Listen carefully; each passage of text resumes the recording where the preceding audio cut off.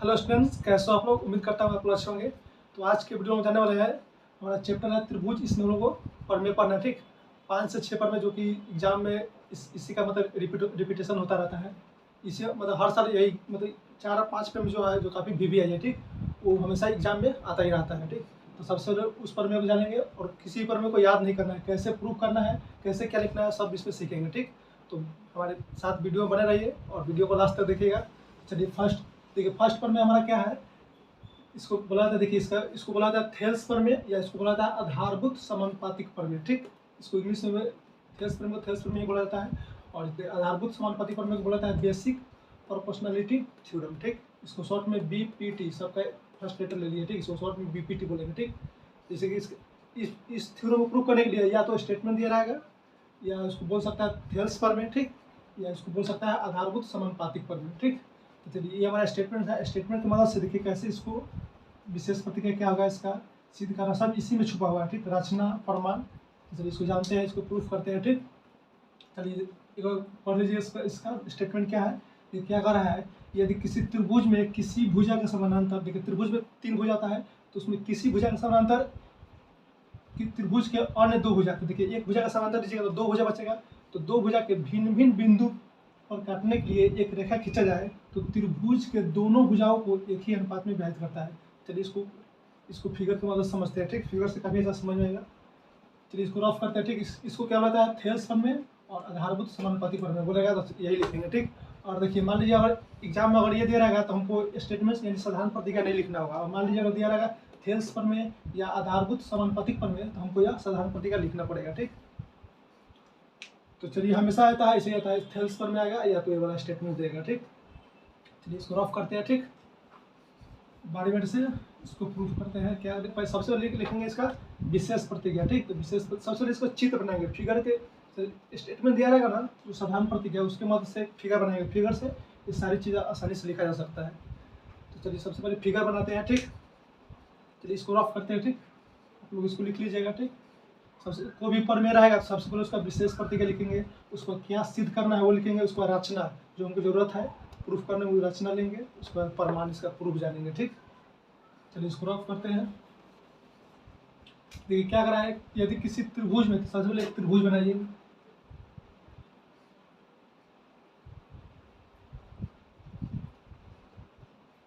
ठीक है, क्या करा है, यदि किसी त्रिभुज में किसी भुजा के समानांतर त्रिभुज के अन्य 2 भुजाओं को भिन्न भिन्न बिंदु पर काटने के लिए एक रेखा ली जाए, यानी एक रेखा लिया जाए।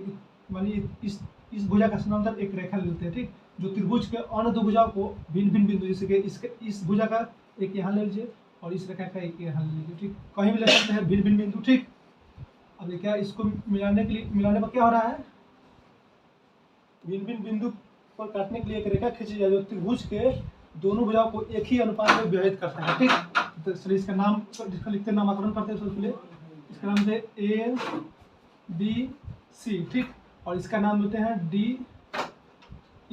देखिए स्टेटमेंट के अनुसार हमारा लिखा गया। ठीक, अब देखिए क्या करेंगे, सबसे पहले इसका लिखेंगे विशेष प्रतिक्रिया। ठीक, विशेष प्रतिक्रिया, देखिए विशेष प्रतिक्रिया क्या हो जाएगा, इसी को लिखे है ना, उसी को लिख देंगे। यहाँ पर जो नाम दिए हैं स्टेटमेंट्स के अनुसार जो नाम दिए हैं इसी को विशेष प्रतिक्रिया बोला जाता है। लिखेंगे यहाँ पर ABC एक त्रिभुज है। ठीक, देखिए ABC एक त्रिभुज है। ठीक, उसके बाद देखिए क्या क्या है, BC के समानांतर D रेखा, यहाँ लिखेंगे BC के समांतर एक DE रेखा जो त्रिभुज के 2 भुजाओं, देखिए BC का समांतर है DE रेखा, त्रिभुज के 2 भुजा, त्रिभुज के 2 भुजाओं क्या है, AB और क्या है SC। एक भुजा AB और एक भुजा क्या है SC को D तथा E बिंदु को काटती है। ठीक, D तथा ई बिंदु पर काटती है।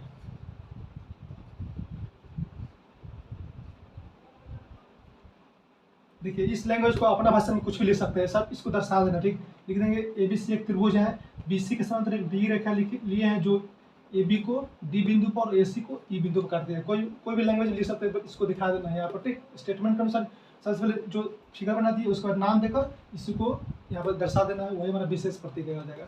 अब दूसरा क्या लिखना है हमको, सिद्ध क्या करना है, तो देखिए सिद्ध क्या करना है, सिद्ध करना है कि देखिए पहला हमारा हो गया, दूसरा कंडीशन क्या है, सिद्ध करना है कि, तो देखिए सिद्ध क्या करना है, जो त्रिभुज मतलब रेखा जो काटती है त्रिभुज के जो दो भुजा है ना इसके समान अनुपात में मतलब विभाजित करती है, समान अनुपात यानी AD upon DB, AD upon DB, ठीक, और AE अपॉन EC हो जाएगा, AE अपॉन EC, यही हमको सिद्ध करना है, ठीक। अब देखिए इस सिद्ध करने के लिए रचना एक लेना होगा, रचना, ठीक। तो देखिए रचना क्या लेना है, तीसरा नंबर में क्या लिखेंगे हम लोग, रचना। स्पेस कम है इसलिए रफ करना होगा इसको।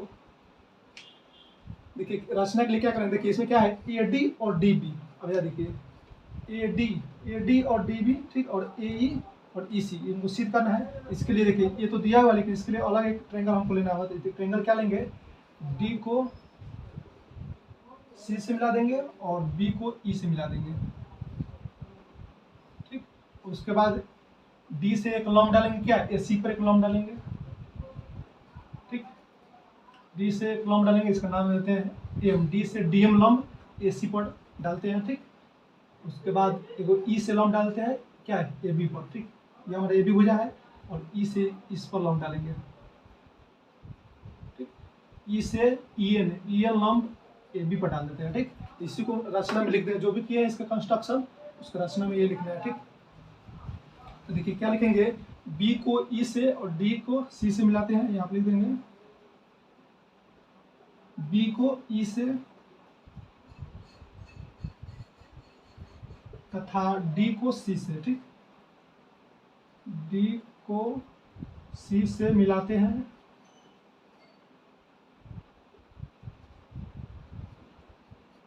रचना में, ठीक। ये हमारा पहला। और दूसरा क्या किए हैं, D से DM लंब क्या है AC पर डाले हैं, तो आप लिख देंगे D से DM लंब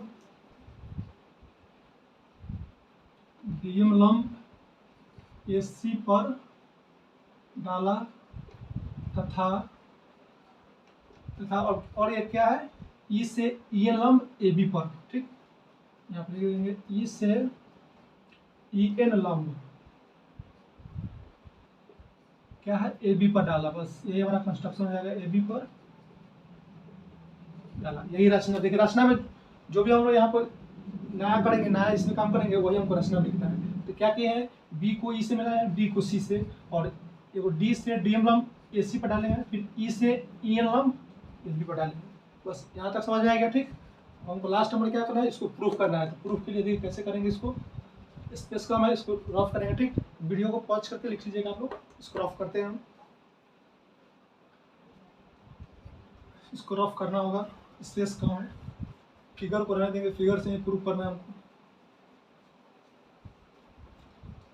देखिए लास्ट क्या है, इसको भी रफ करते हैं, ठीक। इसको आप लोग लिख लीजिएगा, ठीक।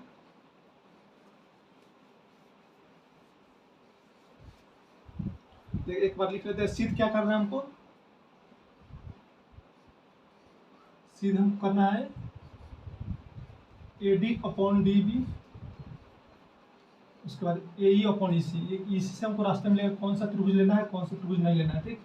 इसी से हमको रास्ते में लेगा। तो देखिए सबसे पहले क्या है, AD और DB लेना है। तो AD और DB देखिए कौन सा त्रिभुज में है, तो देखिए यहाँ पर AD देखिए इस वाले त्रिभुज में है, AD और E, ये वाला त्रिभुज में है AD। अब देखिए क्या करना है BD, तो देखिए BD ये वाला त्रिभुज में है, ये वाला त्रिभुज में देखिए BD है। ये दोनों त्रिभुज पर लेंगे, यहाँ पर लिखेंगे त्रिभुज, यहाँ पर मान में लिखेंगे त्रिभुज ADE और त्रिभुज कौन सा, ये वाला लेंगे हम BDE, त्रिभुज BDE में, ठीक। चलिए इसको प्रूव करने के लिए क्या करना है हमको, सबसे पहले इसको देखिए क्या होता है हमारा थी त्रिभुज के क्षेत्रफल 1/2 आधार गुना ऊंचाई होता है। ठीक, तो देखिए सबसे पहले इसको हम लोग करेंगे क्या, इसको ऐसे लिखिए। देखिए मान लीजिए यहाँ पर त्रिभुज ADE का क्षेत्रफल, ठीक, इसको शॉर्ट में हम लोग पढ़ चुके हैं 10th में, सॉरी 9th में लोग पढ़ चुके हैं, क्या 9th में पढ़ चुके हैं। यहाँ पर इसको ऐसे लिख सकते हैं, एरिया ऑफ त्रिभुज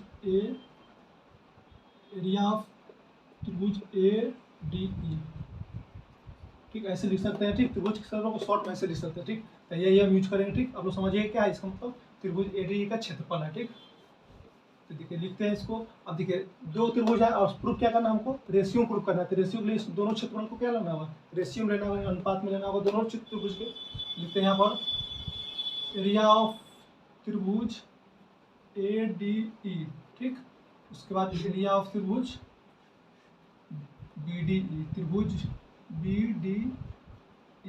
देखिए रेशियो में इसलिए लेके रेशियो में प्रूफ करना है हमको। ठीक, दोनों का क्षेत्रफल कहता है 1/2 आधार गुना ऊंचाई। यहाँ पर लिख देंगे 1/2। अब देखिए ADE का आधार देखिए क्या है, ADE। तो देखिए ADE का आधार क्या है हमारा, AD लेंगे। ठीक, यहाँ पे AD आधार हो जाएगा। अब यहाँ से देखिए भूल जाएगा तो यहाँ से आपको हेल्प मिलेगा। देखिए क्या प्रूफ करना है, AD, आधार में से AD हो जाएगा और ये वाला त्रिभुज में क्या हो जाएगा, BD हो जाएगा। ठीक, इसको ले लेते क्या है AD, और ऊंचाई देखिए क्या है हमारा, देखिए ये हमारा आधार हो गया। ठीक, और देखिए ये वाला ऊंचाई है EN। ठीक, फॉर्मूला था है त्रिभुज का 1/2 आधार गुना ऊंचाई, 1/2 आधार गुना ऊंचाई हो गया। ठीक, नीचे में देखिए BD का क्षेत्रफल क्या होगा, 1/2 आधार कितना इसका होगा, इसका आधार होगा BD गुना ऊंचाई। अब देखिए इसका ऊंचाई क्या होगा, तो देखिए पेपर की मदद से इसको समझ, देखिए इसको पेपर लेते हैं। ठीक, इस पेपर की मदद से समझ आ जाएगा ठीक कैसे इसका लेना है ऊंचाई। ठीक है, या इस तरह है, देखिए या इस तरह त्रिभुज है लगभग। ठीक, तो देखिए इसका ऊंचाई कैसे होगा, देखिए मान लीजिए अगर इसको ऐसे लीजिएगा ना, ऐसे लीजिएगा तो देखिए यह आधार के साथ ऐसे होगा, यही इसी पर आ जाएगा। ठीक, ऊंचाई देखिए मान लीजिए यहाँ पर ट्रायंगल है। ठीक, ये मान लीजिए इस तरह ट्रायंगल है। ठीक, यहाँ पर समझिए मान लीजिए यहाँ एक अधिक कोण है। ठीक है, इस तरह से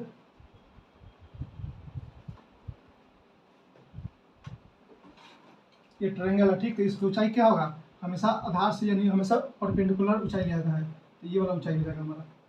ठीक, तो देखिए ये वाला त्रिभुज के ऐसे यहाँ पे देखिए ये वाला त्रिभुज है ना। ठीक, तो इसको ऐसे कीजिएगा ना, देखिए यही आधार पे यही मिलेगा, इससे ऐसे मिलेगा। ठीक है, ये वाला ऊंचाई मिल जाएगा। तो यानी इसका ऊंचाई देखिए, अब कुछ लोग सोच रहे हैं देखिए त्रिभुज तो BDE है लेकिन ऊंचाई क्या है, तो देखिए ऐसे इसके मदद से समझ लीजिएगा। ठीक, पेपर की मदद से समझ लीजिएगा इसको। इसके देखिए इसका ऊंचाई हमेशा यह आधार से होगा। देखिए मान लीजिए यह आधार है। ठीक, और ये ऊंचाई है। ठीक, देखिए यह लगभग देखिए ये मान लीजिए रेखा है। ठीक, देखिए यह ऐसे 90 हो जाएगा, 90 से इधर यानी 180 डिग्री से बारह यानी यह अधिक कोण है। ठीक, तो देखिए मान लीजिए देखिए यहाँ पर इसको ऐसे समझिए 90 से ऐसे यानी यही रेखा समझिए। ठीक, तो इसका ऊंचाई क्या हो जाएगा, ये वाला। तो देखिए त्रिभुज से बाहर ऊंचाई आ रहा है, उसी तरह यहाँ पर त्रिभुज के बाहर ये वाला ऊंचाई हो जाएगा। ठीक, फिर देखिए सेकेंड इसको निकालने के लिए AE और EC लेना है। तो देखिए AE और EC क्या है, AE ADE में है और EC देखिए क्या है, EC इसमें है, ये वाला त्रिभुज में है DEC में। तो यहाँ पर दो त्रिभुज ले लेंगे यहाँ पर, फिर यहाँ पर ले लेंगे फिर त्रिभुज ADE और त्रिभुज क्या DEC, क्योंकि इसमें EC है। उसी तरह इसमें भी एरिया निकालेंगे, एरिया ऑफ त्रिभुज ADE, एरिया ऑफ त्रिभुज क्या DEC। इसमें फॉर्मूला था 1/2 आधार। देखिए इसका आधार क्या हो जाएगा, यह AE हो जाएगा। सबसे पहले ADE में देखिए ADE का त्रिभुज ऊपर लिखना है, तो AD में AE हो जाएगा। इसका ऊंचाई क्या हो जाएगा, ये वाला हो जाएगा। ये आधार हो गया, ऊंचाई हो जाएगा DM। ठीक, फिर 1/2 आधार क्या हो जाएगा इसका, देखिए इसमें इस त्रिभुज में आएंगे तो EC आधार हो जाएगा, EC। अब देखिए इसका ऊंचाई क्या हो जाएगा, इसको ऊंचाई देखिए ऐसे रखिएगा, इसको EC गुने ये भी हो जाएगा DM। ठीक, DM इसका ऊंचाई देखिए ये वाला त्रिभुज की ऊंचाई ये वाला जाएगा DM हो जाएगा। तो देखिए ये त्रिभुज है। ठीक, अति कोण है, लेकिन यह किस मान लीजिए ये आधार है, आधार के साथ डायरेक्ट इसको लंब इस पर डालेंगे तो ये हमारा ऊंचाई हो जाएगा। इसमें भी देखिए, इसमें क्या था, इसे ये वाला आधार मानेंगे, ठीक। तो ये वाला क्या आ जाएगा हमारा, ये वाला लॉन्ग हो जाएगा इसका, ये वाला त्रिभुज में है, ठीक। और इसको आधार मानेंगे तो देखिए आधार से या डायरेक्ट लंब शीर्ष पर डालेंगे तो ये हमारा ऊंचाई हो जाएगा। इसमें देखिए ये वाला त्रिभुज में, ये वाला त्रिभुज में, ठीक। इसको आधार मानेंगे तो शीर्ष पर डायरेक्ट लंब डालेंगे तो ये हमारा ऊंचाई डीएम हो जाएगा, ठीक। तो देखिए 1/2 से 1/2 कट जाएगा, डीएम से डीएम कट जाएगा। तो यहाँ पर क्या बचा हमारा, यहाँ बचा एरिया ऑफ त्रिभुज A D E upon area of त्रिभुज क्या है डी ई सी बराबर क्या बचा है ए ई अपॉन ई सी, ए ई अपॉन ई सी। इसको समीकरण 2 मान लीजिए। अब देखिए एक और एक कंडीशन यहाँ पर हम लोग पढ़ेंगे, यहाँ पर इसको देखिए रफ करते हैं। यहाँ पर लिखते हैं, ठीक।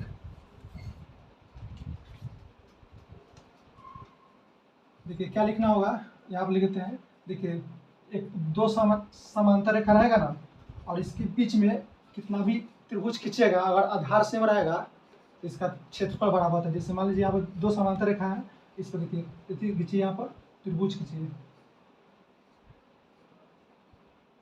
ठीक। चलिए यहाँ इसे लीजिए, नहीं हुआ, ठीक है। कैसे होगा, यहाँ पर 2 समांतर रेखा ले लिए, ठीक। उसके बाद हमको लेना है